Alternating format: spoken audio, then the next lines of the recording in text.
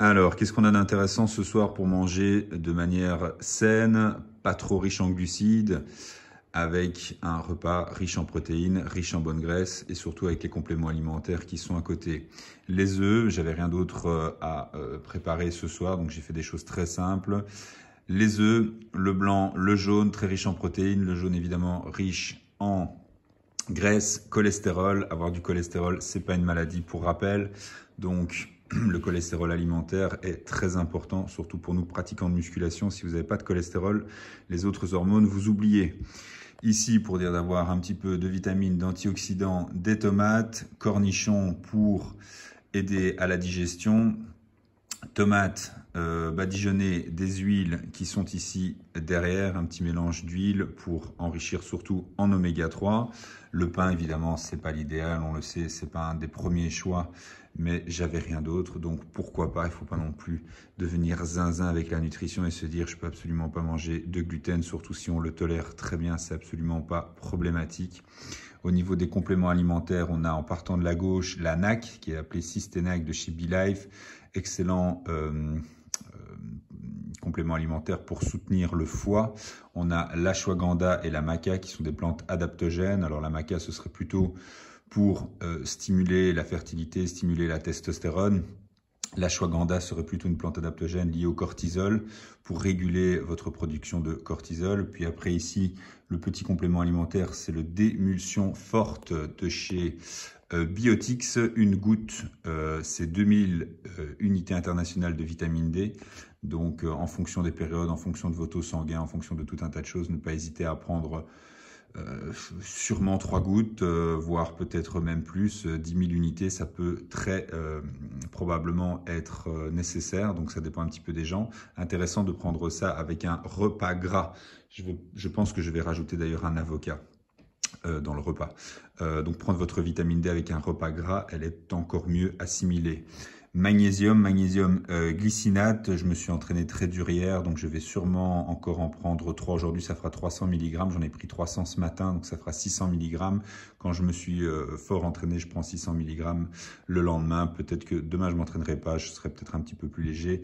Le zinc, on connaît tous ses bienfaits, surtout liés à la testostérone aussi pour nous pratiquants de musculation, évidemment énormément d'intérêt pour le système immunitaire en temps Covid, hein, même si ce sont des propos complotistes, on s'en fout, on n'hésitera pas à prendre 15, 30, voire 45 mg si on est malade. Mais en tout cas, 30 mg, ça c'est clair et net pour un pratiquant de musculation. Les différentes huiles, huile d'avocat, huile de lin, huile de noix, on la voit pas, et l'huile d'olive, hein, donc essentiellement riche en oméga 3. Très très important d'avoir un bon apport oméga 3. La plupart des gens en oublient.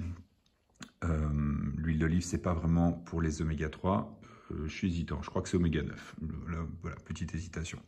Complément d'oméga 3 en plus.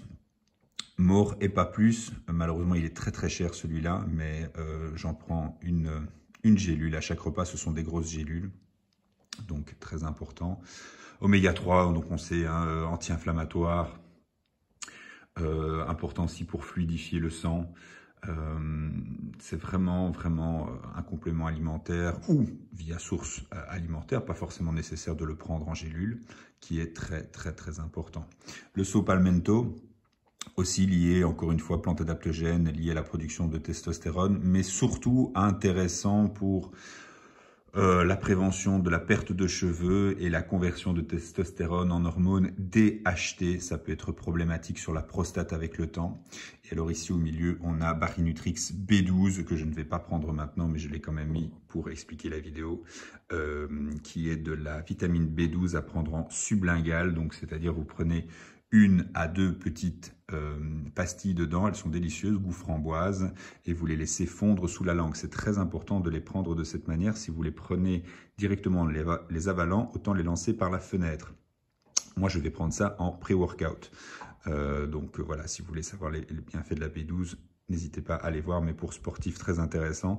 Et je peux vous dire que sans complément alimentaire, mes taux sanguins sont à des années-lumière des taux optimaux.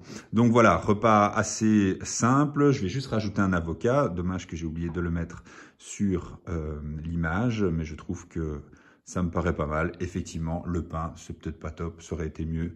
Éventuellement, 2 petites pommes de terre froides avec ce genre de repas, ça marche assez bien.